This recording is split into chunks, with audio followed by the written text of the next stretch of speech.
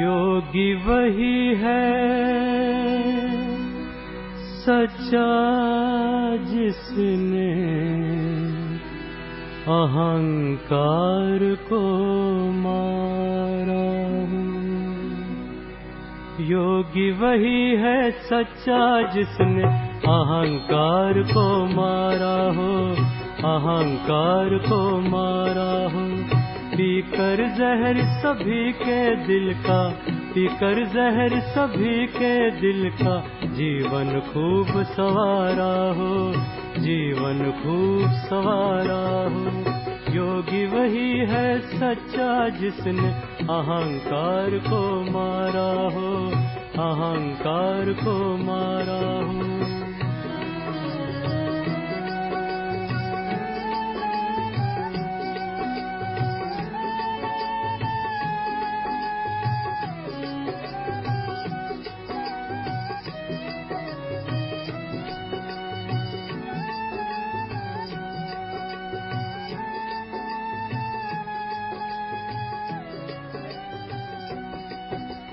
विघ्नों से ना घबराए, हंस हंस के सह जाए।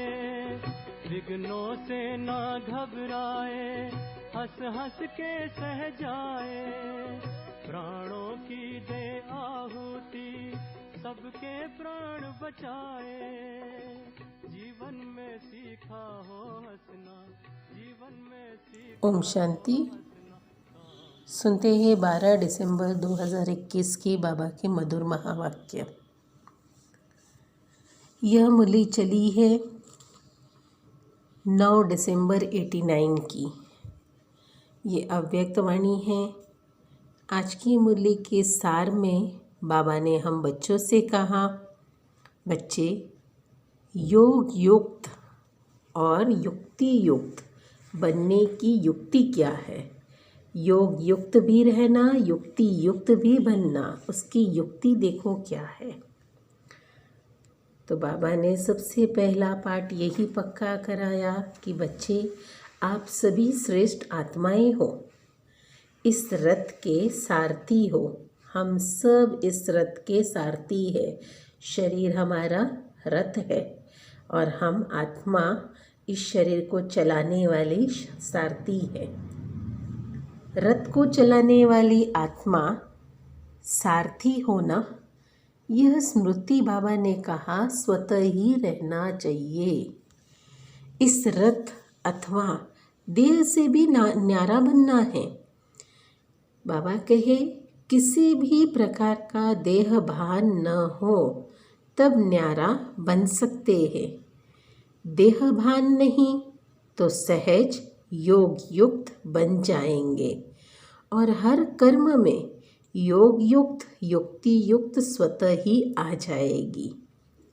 स्वयं को सारथी जब हम समझते हैं ना, तो सर्व कर्मेंद्रियां अपनी कंट्रोल में चलती है। जब हम खुद को सारथी समझेंगे तो सर्व कर्मेंद्रियां कंट्रोल में चलेगी। कर्मेंद्रियों को चलाने की मेहनत नहीं करनी होगी। अर्थात हमारी जो कर्मेंद्रियां है वे सदैव अपने लक्ष्य और लक्षण को याद रखेगी। बस 2 बातें, योग युक्त और युक्ति युक्त।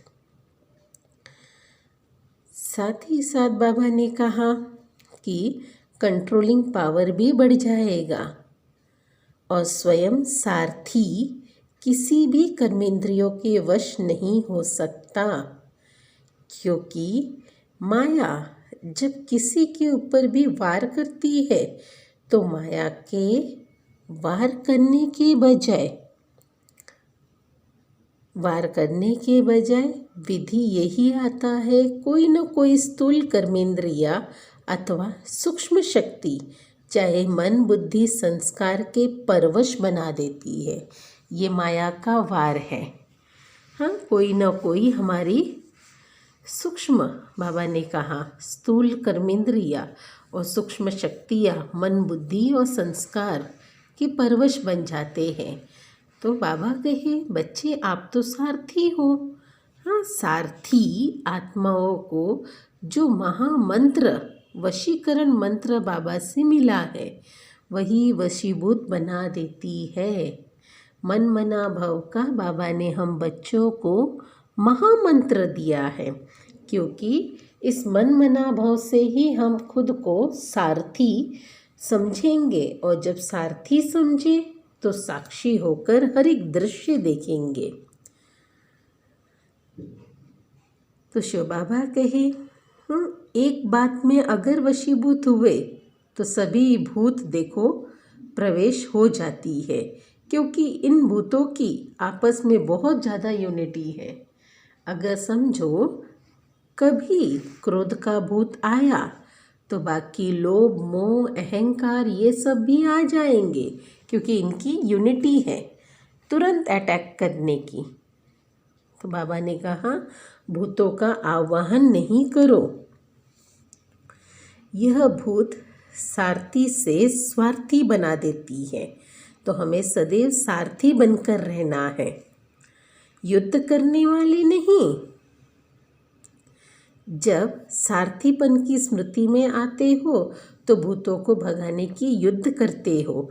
युद्ध की स्थिति को योग युग स्थिति नहीं कहेंगे। योगी अर्थात युद्ध करने से भी परे। बाबा ने ये हमें परिभाषा बता दी।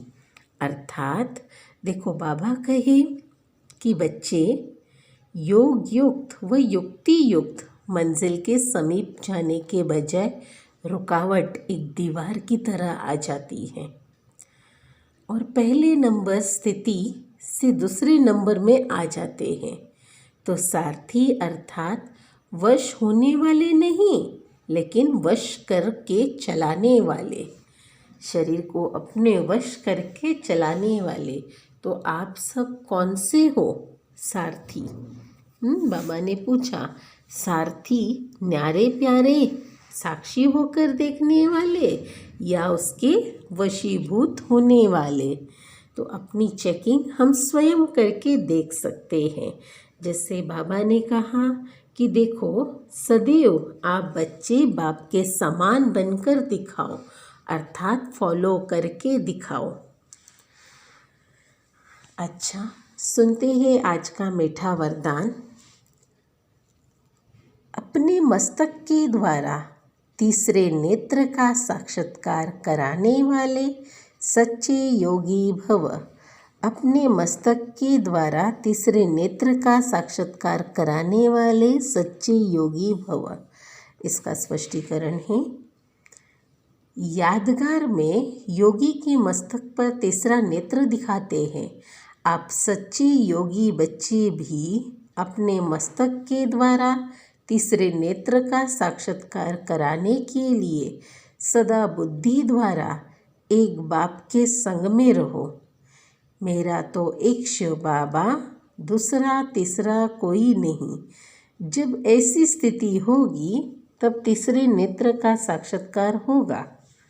अगर बुद्धि में कोई तीसरा आ गया तो फिर तीसरा नेत्र बंद हो जाएगा। इसीलिए सदैव तीसरा नेत्र खुला रहे।